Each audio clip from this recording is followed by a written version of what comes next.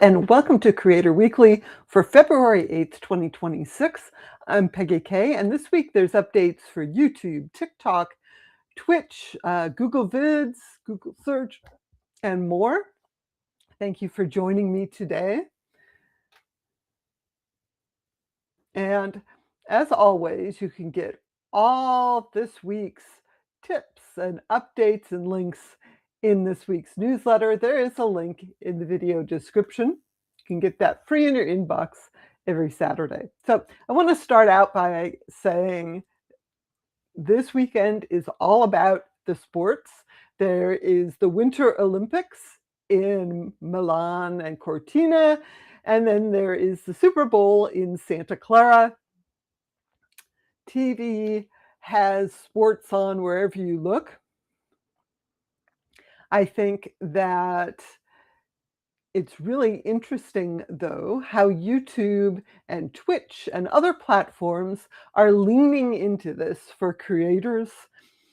You can read about it in this week's newsletter, but the bottom line is that they're making opportunities for creators to have sports adjacent events. There's like a flag football game related to the Super Bowl, and creators are making winter sports related content. Even Threads, that's Meta's Twitter equivalent, they have a special booth at the Super Bowl for podcasters and creators to record themselves. And part of this is because people like to watch, of course. YouTube shared some stats. They said videos related to the NFL got over 20 billion views in 2025.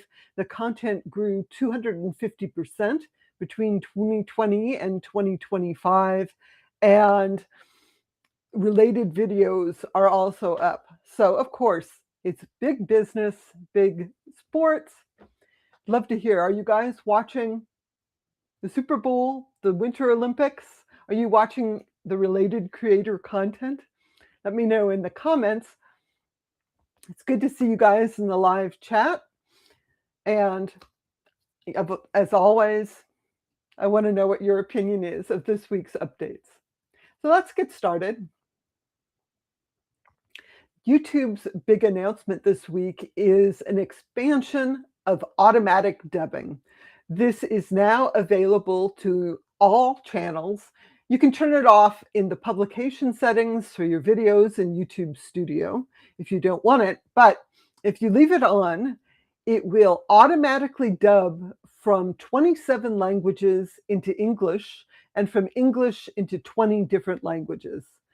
And for 8 languages, it has what they call expressive speech that captures a creator's original emotion and energy. So it's supposed to sound more like the person talking. And that's in 8 languages: English, French, German, Hindi, Indonesian, Italian, Portuguese, and Spanish. They have something they call automatic smart filtering. So it won't dub when it shouldn't, like if there's music playing or there's silent vlog. So it just gets smarter about the dubbing. And then YouTube says it will not harm discovery of your videos in the original language. So some people are concerned you have the automatic dubbing, or if you upload your own audio tracks, translated audio tracks, the concern is that, well, the video's in English, but if people in Spanish aren't interested, does that hurt the algorithm for the video? And the answer is no. It should not affect recommendations of the video in the original language, and it can expand your audience. I think, is it good? Is it bad? I think it does better with some kinds of videos than others. And I know some people really hate it, but I have it turned on. Viewers can set preferred languages in the YouTube settings. So you can say, my preferred languages are English and Spanish. And then if the original audio track is in those languages, YouTube will not automatically dub it. auto track in the video settings. So that is a big deal, and it's really meant to expand your audience internationally. And then just a note that Alphabet, that's the parent company of Google. Google's the parent company of YouTube. They had their annual report. The CEO says, this is how we did in 2025. Apparently, the annual revenues exceeded $400 billion for the first time. So they're not hurting. And again, check out this week's links for the full report. But interesting stats, YouTube's annual revenue was more than $60 billion. And that includes ads and subscriptions. YouTube is the #1 living room streaming platform in the US, and there's been a 75% increase in podcast viewing, or podcast viewing, depending on how you define it. And there's strong growth in paid subscriptions, especially for YouTube Music and the NFL Sunday Ticket on YouTube TV. And of course, some of this is apparently driven by generative AI. They say more than 1 million users per day use AI creation tools, and more than 20 million users per month use the Gemini Ask tool in YouTube. I'm not sure about how good those numbers are actually, but this is what's driving things today. So expect more AI tools, and it's kind of like, I don't know, Google being cheap sometimes when the revenue is reaching record levels. Kind of distasteful. But who am I to say?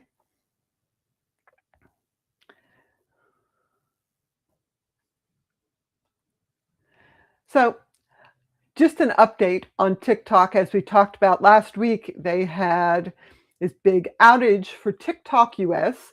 TikTok US has separated away from the rest of TikTok, so all US users get TikTok on the US servers, and they say they're retraining the algorithm for US users on US data only, even though it still can interoperate globally, so you're not missing the TikToks posted in other countries. So the latest news is that TikTok is now back to normal after a significant outage caused by winter weather took down a primary US data center site operated by Oracle. That's the official announcement. So basically, they had a significant amount of data going to this one data center that failed because of the winter weather. Not really a great advertisement for Oracle, but Oracle is one of the owners of the new TikTok US, so they're not going to switch to Amazon or Google Cloud. It will be interesting to see now how TikTok in the US operates. Is the algorithm biased in a different way? And kind of to address some people's concerns, they made a big post explaining their updated privacy policy, especially how they may collect sensitive personal information and your location. There were a lot of people concerned about this, although if you looked, the new privacy policy is not hugely different from the old TikTok privacy policy. It's just that there's new concerns about the new ownership and what they might use the data for. They note that personal sensitive information, gender, immigration status, race, things like that, they only collect that if you disclose it. And for your location, they say soon there will be a new setting that lets you choose whether to opt in to share your precise location. Supposedly, the advantage of that is you get related videos. So you can see local creators, local businesses, local events, that sort of thing. But it will be optional from your mobile device. So all of this, of course, comes down to trust. Do people TikTok? And my feeling is pretty much no at this point, but we'll see how that goes. I think notably, people are wondering how the algorithm is going to change. Of course, they made changes training on US data, but are they weighting certain kinds of content more than others? It's hard to tell because they had this big server outage. They said everything was messed up, but now people can probably get a better idea. So I see Kristen posted, "This is the one day in 4 years where you'll see me wearing my Patriots gear with my Olympics gear, including pins." It's true. That is a rare opportunity. And wear them with pride. It should be hopefully an interesting game. I'm not particularly a Patriots fan or a Seahawks fan, but I like the spectacle. I like the excuse to sit around and, eat snacks and cheer. So let's talk about the latest update on Twitch. Twitch has added a business manager role. So you can add editors, moderators to your Twitch channel. Business managers can access your analytics overview, your stream summary, your earning analytics, and the sponsorships portal so that they can manage sponsorship opportunities on your behalf. So the business manager, the idea is they help you take care of business. I think it's an interesting option. The business manager can't change your payment information or things like that. So if you're on Twitch and you think you need a business manager, give that a try. My understanding is the sponsorship opportunities through Twitch often aren't that great. So you would definitely need to talk with them and explain what your basic requirements are before any sort of opportunity is accepted.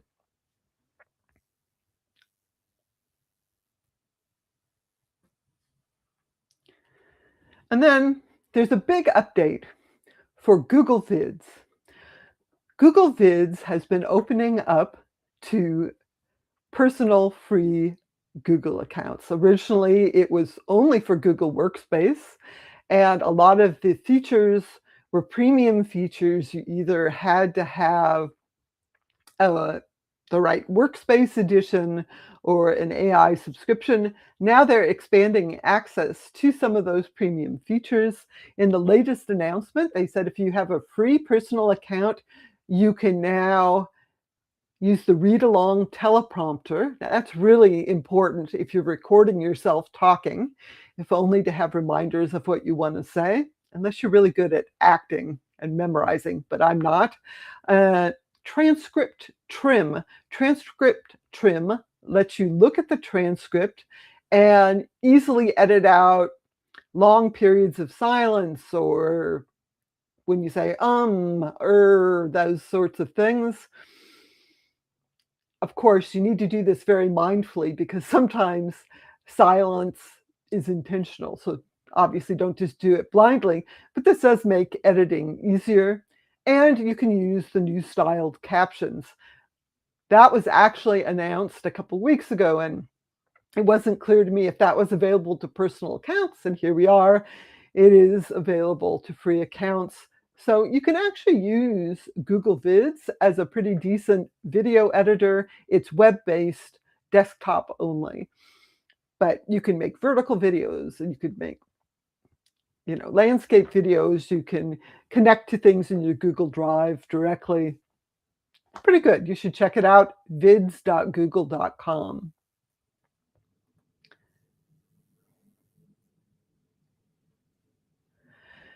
So one of the sort of big discussion things this week was an announcement Adobe made saying that they were going to kill off Animate. So they sent out an email to Adobe Animate users and said they're going to discontinue the app March 1st. It's basically 1 month notice. And they said you can only access your files and your project data until March 1st, 2027, 1 year. And this caused a huge backlash. Professional animation studios actually still use Animate for their projects, and a lot of students use Animate.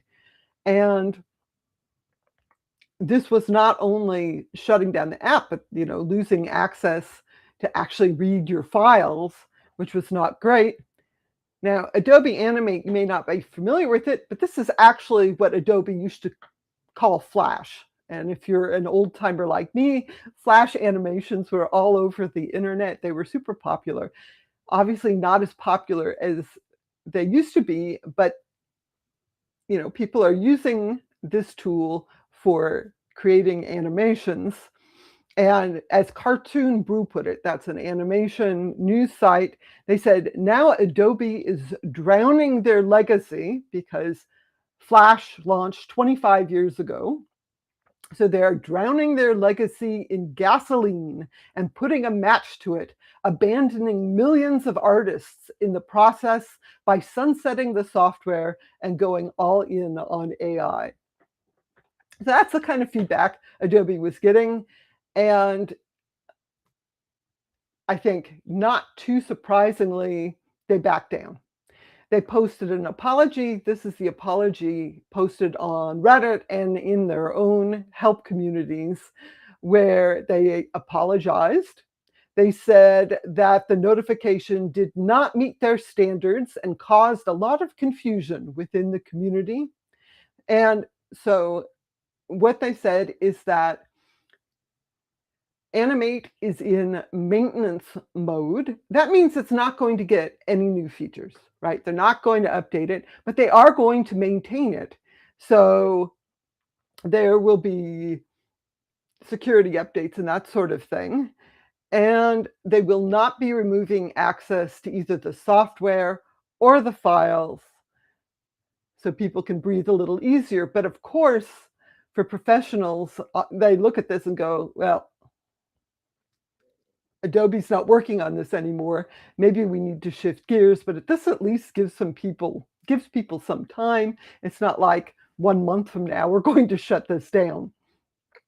So there are some alternatives. I think people are super frustrated though, because Adobe doesn't offer any animation tool that's the equivalent of this. They have things that are sort of AI based, or you can do things in Adobe Express, but that's more like for presentations, not this kind of animation. So Adobe is not making friends with this, but it will be a boost probably to these other animation platforms. And I think it's a warning, of course, to everyone that nothing is forever. Don't get too locked into any one platform.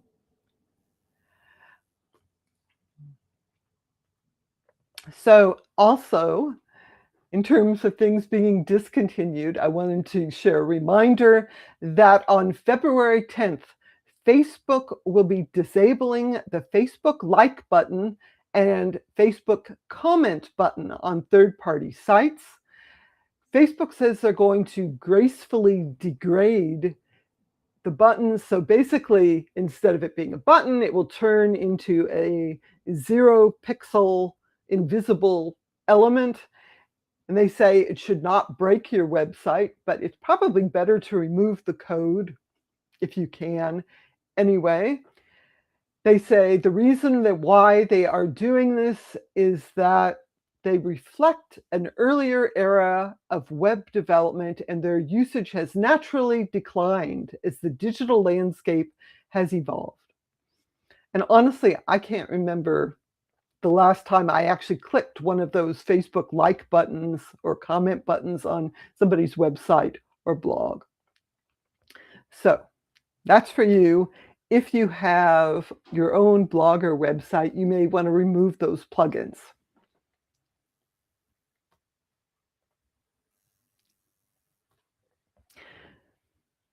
Now, the other update I wanted to talk about this week is for Google Search. Discover. See in the Google app or google.com in the mobile browser. And on some Android devices, if you swipe right, you can see Discover. It's a bunch of recommended content. It's supposed to be personalized to you. So right now, the February 2026 Discover Core update is rolling out. This is rolling out to US users in English first and will eventually roll out globally in all languages. This update is specifically for Discover improvements that should improve the experience for viewers. It says they will show more locally relevant content, at least by country, less clickbait, less sensationalized content, and more in-depth, original, and timely content from websites with expertise in a given area. Now, how does Google determine a site has expertise? This is based on Google's systems understanding of a site's content. And they say, it will be topic by topic. They don't expect a site to be expert in everything. You should see the details that they've shared. They also have an article that tells website owners, bloggers, what you can do to make it more likely that your web pages will be featured in Discover. So the recommendations are avoiding clickbait and avoiding sensationalism, using accurate page titles and headlines. So those should reflect the actual content of the page, including compelling high-quality images, which is more visually compelling for people to click on your content. They say that large images should be at least 1,200 pixels wide, and you need to have specific metadata that sets a max image preview to large. You should definitely check out this article for the details on how to set that up. 1,200 pixels wide is pretty big for most websites, and so it may be something you want to consider. And then your site should have an overall great page experience. So don't load it up with lots of pop-up ads, that sort of thing. So they want to have quality content by experts. So we shall see if it improves. And I like to think at least that this gives more space on Discover for blogs and websites that were previously overlooked because of all the clickbait kind of things that they were showing there. It will take several weeks for this to roll out completely, so don't expect to see a difference right away.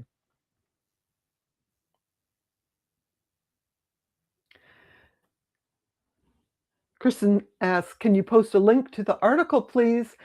Check out this week's newsletter. There is a link in the video description. There's links to everything in there, and you can easily get to all the information that you need.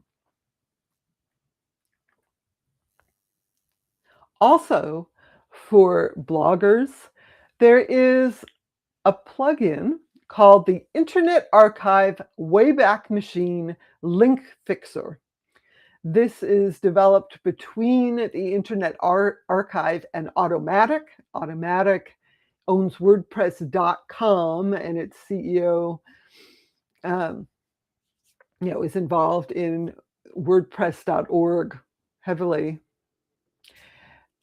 It's a whole thing. But what this plugin does is that it scans your posts for outbound links and then submits those links to the Internet Archive. And it also scans your site for links that no longer work.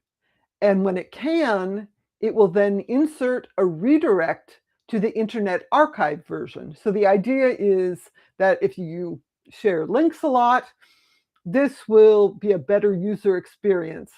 So people who the links aren't just taken to a broken page. If especially my own blog, I've been checking links in older posts. A high percentage of them are broken, sometimes because something has gone offline, sometimes because the site has decided to reorganize the way things are set up, so the links no longer go to the correct page. This seems like a good thing. You can install this if you have a WordPress blog.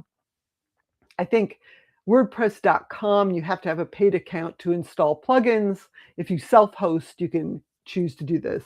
This actually was launched a few months ago. I'm not sure why they were announcing it this week. It's been around for a couple months, but then you can read the reviews and see how well it works.